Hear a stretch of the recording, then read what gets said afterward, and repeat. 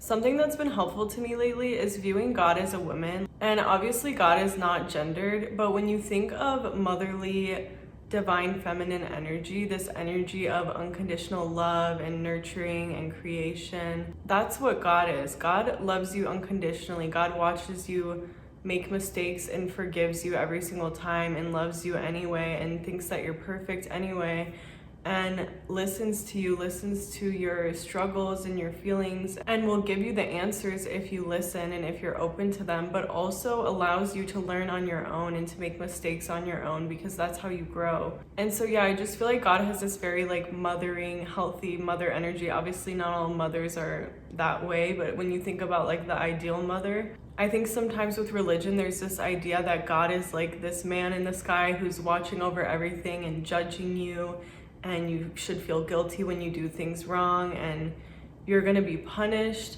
And the reality is that we're never punished. God does not punish you. And if you feel like you're being punished or you're scared of being punished, that's not God, that's your ego. Sometimes we're tested in a way, but it's really just the universe giving us a choice. The test is just to see, are you ready to be this new version of yourself? And so really you're just being given a choice of, are you going to choose your old life and your old way of being, or are you going to choose your new life and take new actions and make different decisions? And so the test is not like to punish us or to make sure that we're good enough. It's literally just the choice of who do you want to be, because we have free will to be whoever we want to be and to live whatever life we want to live. And sometimes you just have to be prepared in a certain way and have the traits in order for certain things to come into your life. And so that's all that it is. It's not like some negative, evil thing that's happening. If God is like the purest, highest thing that exists, then God is love. God is not anything negative.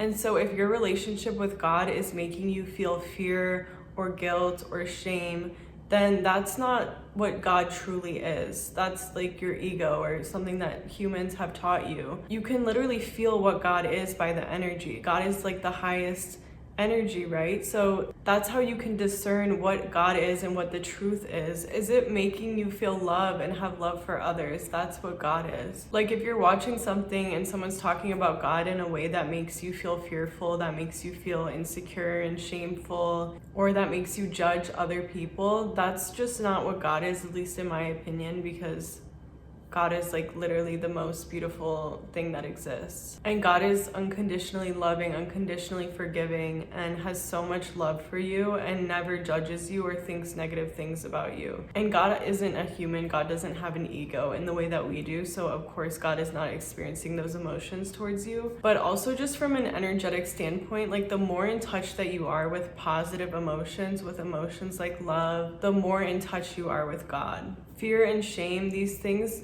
take you away from God in a way. And obviously like there's a place for everything. We're meant to experience fear, we're meant to experience shame. It all serves a purpose and it's all beautiful in its own way. But you can really use this like inner compass that you have of your emotions to tell what is right for you and to tell what is making me feel good and how can I do more of that, because that's what's raising your vibration. This video is sponsored by the Processing Emotions Workbook, and it has all sorts of information on emotional healing, a feelings wheel to help you identify your emotions, different ways to release and transmute emotions, cognitive distortions you might be having, an exercise to release anxiety, and then it goes more in depth on different ways to transmute each emotion. And then it has a bunch of prompts to help you release emotions and work through whatever you're going through in a healthy way and turn it into something positive.